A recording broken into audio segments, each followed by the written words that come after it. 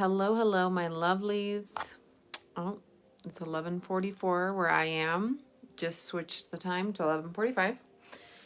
So, how are you today? Welcome to day 4 of the energy and frequency of money. Let me know how you are. And if you're just tuning in and you would like to tune in to days 1, 2, and 3 of the energy and frequency of money, let me know. I can tag you and I can tag you moving forward as well for all of the other days. So, hi, I'm Zoe, and you might know me and you might not. This might be your first time seeing me, so hello.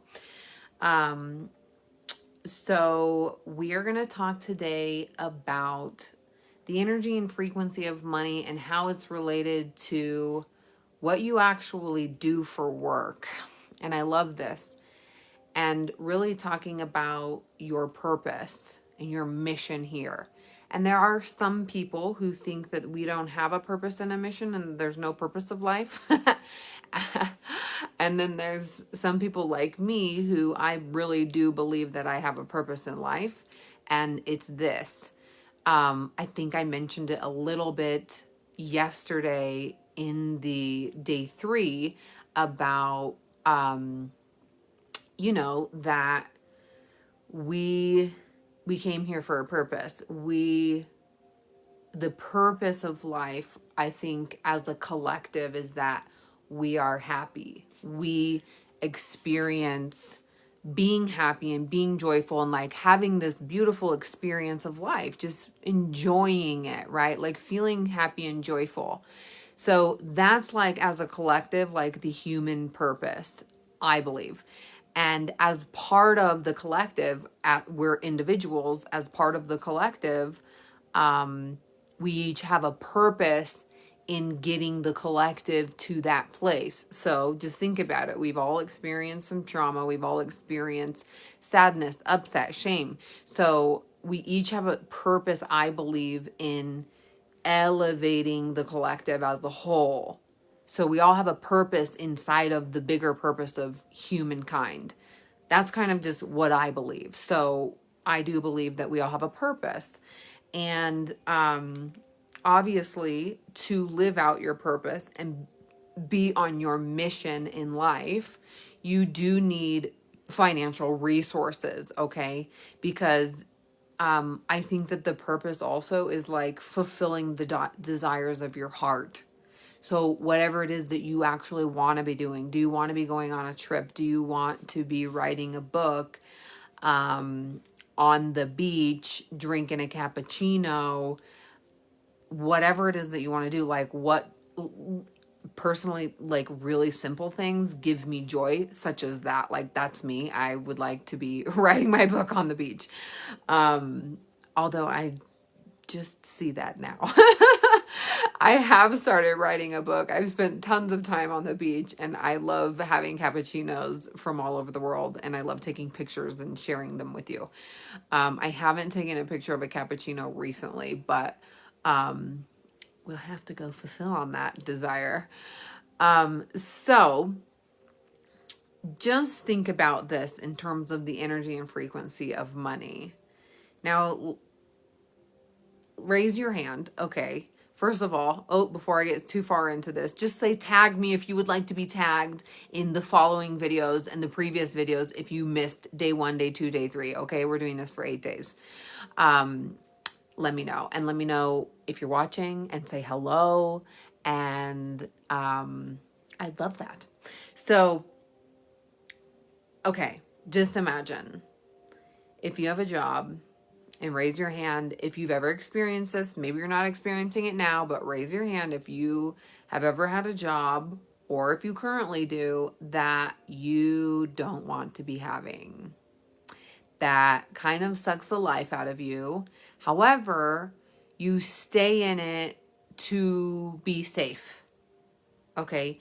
Because it's what you should do. All right?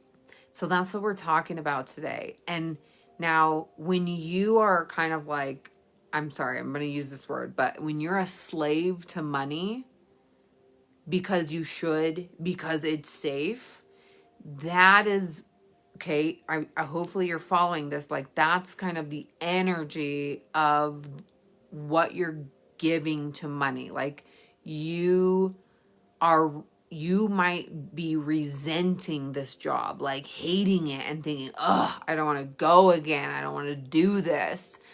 And that, but you're getting a paycheck, and that's the only reason you're doing it. And that's the only reason. So just think, like, it's not like that resentment disappears. No, that's how you're earning the money. That's how you're earning the money, but in a resentful way. Okay? Now imagine if you're doing what you love, what you literally want to give to the world. Whatever that is. For me, it's kind of like, I really love to live an easy, simple life. But I also like to travel. I like to write. I like to teach, and I like to coach, because it gives me so much pleasure to watch women lift themselves up off the ground, the proverbial ground, the metaphorical ground, right? You know what I'm talking about. It gives me so much pleasure. And I think it's because I was once like way lower to the ground, and not like really, but you know what I mean? Like, I just had a really chaotic life, and my finances were totally out of sorts. And I did a lot of like working as a waitress slash bartender for many years, and like just taking kind of odd jobs. And even when I was making a difference doing behavior change for the autistic children, I did that for 3 years, and it meant a lot to me, but still I didn't want to be doing it because I knew I wanted to work with adults. I wanted to work with adult women. I knew that. And so I was like, I was still miserable because I would be like driving in the car for like 25 hours a week just to work in people's homes for 25 hours a week. And sure, you might say, oh, I was making good money. Sort of. Like, I got 2 raises during that 3-year period that I asked for. And I think by the time I left, I was making, if I can remember correctly, like $25 or $27 an hour. I don't remember. But, like, now I don't charge less than $125 per hour doing the work that I do now. So it wasn't worth it for me. It wasn't worth it for me. Now, can you work in a job to feed your purpose and your mission in life? Absolutely. And that takes a mindset shift. It's a perspective shift. Sure, if you want to quit your job and go full all into what you want to be doing, do it. Do it. However, from my own experience, you have to regulate your nervous system. You have to feel safe in order to step into that type of position. So when I stepped into entrepreneurship in 2020, when I started Rich Girl School, I had income coming in and I had savings. So I felt financially secure. And I was able to take that risk, that leap into the unknown, and invest in financially into my business. So I was already in that place. And I spent a little over a year working at a job that I did love, because I got to coach people in their finances, in their whole entire life, just transforming their life. I got to coach people, and I loved that job. However, I worked like 60, 70 hours a week sometimes, and it was insane. Like, I lived there. I loved it, but I didn't love the hours and like how tiring it was, because all I really wanted was to start my coaching business. I wanted the financial freedom, but not just the financial freedom, but just like, I wanted to create something. And I knew I loved to write. I always had loved to write. When I was like in the 4th grade, I remember there was some sort of writing assignments, And I remember the guy, it was Mr. Johnson, and it was the writing. Let me turn my alarm off. The writing assignment was like, take paper home and every day, every night, write something and just free write. And after that assignment was done, my teacher, Mr. Johnson, he pulled me aside and he gave me this flowery notebook. I don't think I have it anymore, but I wish I did. And he gave it to me and he was like, you should keep writing. Literally, fourth grade. I was like 9 or 10 years old. And so writing for me is just one of those things that I love to do. And it blends in with me wanting to make a difference with women. Women who've experienced trauma, who didn't have a father, who had absent parents. By the way, I love my mother. She loves me and we both know it and we're connected and we're in each other's lives. It's just that that's what happened when I was younger. But we've had conversations. I've forgiven her. She's forgiven me for being angry with her. Like we've healed that bond and it's priceless. So just a side note, like that's what I want for people, and I also met my father and I have forgiven him for a lot of the things he's done. Now, I don't have him in my life. However, I feel like I brought that a lot to completion. Mostly to completion, because I'm just saying there could be something else there. But the point is that I showed up to his house and I met him because it was part of what I needed to do for my own healing journey. And I've met him and I spent, like a year or something actually speaking to him until some old family like stuff with his other children came up and I was like, okay, this is done now. And there are things that just need to be brought to justice. And I really believe in like integrity, I believe in integrity. So this is going like totally sideways, but I forgot where I was headed with that. Anyways, like that's what I love to help women with, like healing their life. And one of the ways that I discovered a huge way to do that is through your relationship with money. My relationship with money transformed when I met my father because he paid child support until I was 30, or no, not 30, 18 years old. But I had never met the man. So it was like he was giving me money. So just really look at that. Like I had a story around that I could receive money, but no love. And so, of course, I would always want to choose love over money because love is like survival kind of, even though it's not. Like money is oh my god, I almost totally kicked this over. That's hilarious. But yeah, money is let's fix this. Money is for sure, and love, related to survival, obviously. Okay, so point is, what are you doing for money? Are you doing what you want to be doing? Or are you just doing it for the money? And there's no problem doing it for the money. There's not. But do you have another plan? Do you have where you're feeding your soul?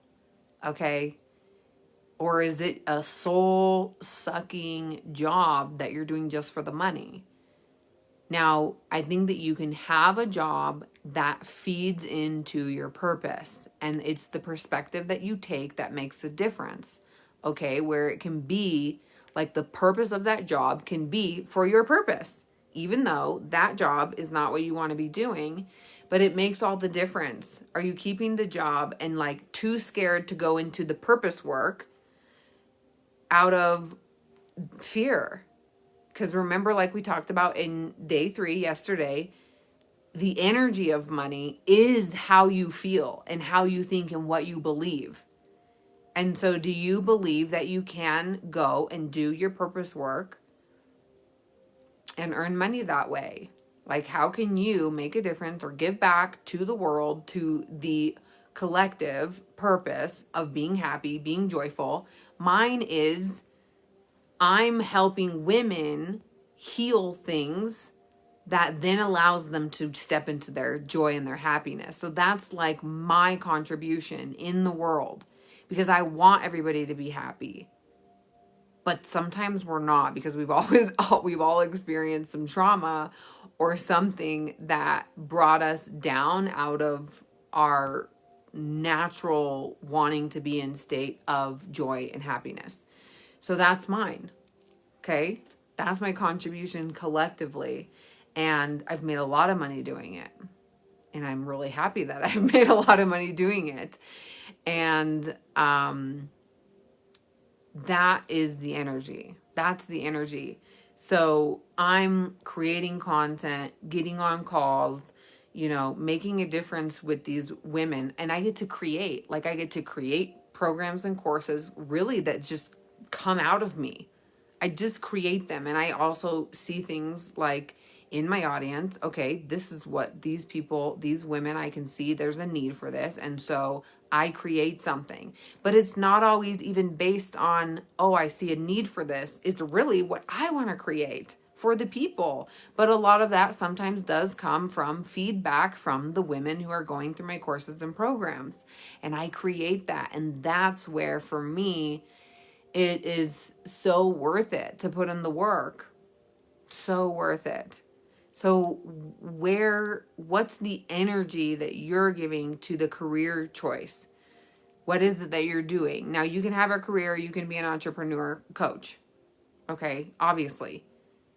But is it feeding your soul? What's the energy behind the purpose of that work that you're doing to earn money? Okay, and I get it. I really do think that stepping into entrepreneurship, either, there's got to be a little bit of, you've got to have financial support from yourself. Otherwise, you might not be in a balance in your nervous system where you do feel supported, where you do feel, okay, I have this money. I'm like, because you can't elevate if your basic needs aren't taken care of. That is like psychology 101. You can't self-actualize unless your basic needs are taken care of. And that's food, water, shelter, even love. Okay. And so that's a huge part of it. Yeah, the thing is that I left my first job to do my purpose work and never earned money from it, which then caused me to get another job. And this whole experience made me lose confidence in my decision-making capabilities. Oh my gosh, I totally get that. I totally get that about trusting yourself. I totally get it. And I'd be curious, if you had to go get another job. So I don't know, were you fully prepared? Were you prepared to step into that? And I think you can even do both at the same time. Okay. I don't think there's anything wrong with getting a job and having that financial support and also building this other thing on the side. And the purpose of this other job is to feed the purpose work, because you can't be in survival. I mean, you can try, but it literally, you imagine running from a bear in the woods and you're trying to create something special and be creative. Doesn't exist. It doesn't exist. So you have to find the middle balance. And like I said, it's a perspective. If you have this job, clock again. Okay, if you have this job, it's the perspective that you're taking. I have this job because I'm creating this other thing over here.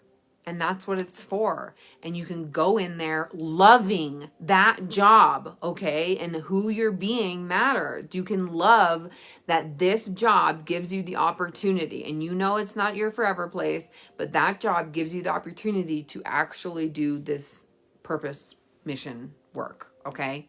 And sometimes, I know, I think you've got to take the perspective of entrepreneurship as like, it's the long game and you're not going to give up. It's the long game and you're going to keep going and keep going and keep going. Okay. That's what you're doing. as an entrepreneur. And that's not to scare you. It's just like there are people who do this for a decade, 2 decades, and maybe after 7, 8 years, they really hit it big. Okay. So for me, I took a year off and I've been doing it since 2020. So technically like 4 years. There was a little bit of like writing or sharing a little bit within the year that I took off, but I'm back, baby. And I'm back. And I'm excited to be back. I'm back. Oh, yeah, and I feel totally supported still because I created that through my program, Rich Girl School. I've done all the work that I provide in this course. I've done it all. I've done it myself. And actually, I'm not the full creator of everything. I am a certified money coach from the Money Coaching Institute. So I did that so that I could really get something that works. And then once I got that certification and I started helping women, I was like, oh my God, I need something more because it's pulling everything to the surface. And it's like, oh, wow, okay, I'm super aware of all my money story, my money history, my money issues. Now what do I do? Okay, so then I did a year and a half of neuro-linguistic programming training, like with a company that has major integrity. I was on calls for a year and a half, 3 times a week, studying that stuff, hypnosis, meditations, NLP, because I wanted something that worked, that really actually healed and transformed the subconscious mind, because that's where all of this stuff is. And it's a journey, my loves. It's a journey. Even I'm still on the journey, but I've come a long way. And I don't want to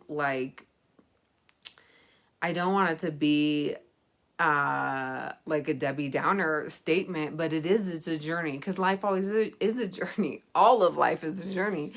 And so it's really fun to be on, and it's kind of like this, like a little bit of a roller coaster, and I love that. But yeah, if you want to be doing your purpose work and earning money for it and just have a transformation with money, then join me inside Rich Girl School. I believe the link is right there. At least I can see it right there. But if you need the link and if you want to look at it and if you want to schedule a call with me, you can go to that link. There's a schedule, book a call right there. The first button on the sales page. And we can talk about it. I do no pressure calls. I'm not here to convince you. If you're ready, you're ready. For Rich Girl School. And I just hope that these last 4 days of the energy and frequency of money is giving you some transformation, okay? Giving you things to think about. But if you really want to apply yourself and really do this deep, deep work, join Rich Girl School. All of my clients who do the work earn up to 50% or more, okay? Up to 50% or more income, okay? And that's a promise when you do the work, because that's what happens to all my clients who do the full curriculum, who show up to the calls, who do the quantum time release, who do the meditations, the hypnoses, and taking the actions that are necessary to take, okay? Because it's not just a spiritual, emotional, mental transformation. It's that, and it's a transformation in the actions that you take in your life. So it's really just such a well-rounded program. Have to say so myself. It's amazing. I am just finishing up the last 2-3 calls with my current cohort, and I mean, they're transformed and they're still transforming. We're still working on the budgeting and really facing the actionable foundational steps of managing your money. So that's what we're doing. Okay, tomorrow on day 5, we are going to talk about clearing your financial house. This should be fun, but look, join us for Rich Girl School. We're starting on Tuesday next week at 8 p.m. Eastern, 5 p.m. Pacific. Again, if you have questions, the link is here, and I love you. I'll see you tomorrow for day 5 of the energy and frequency of money. Mwah!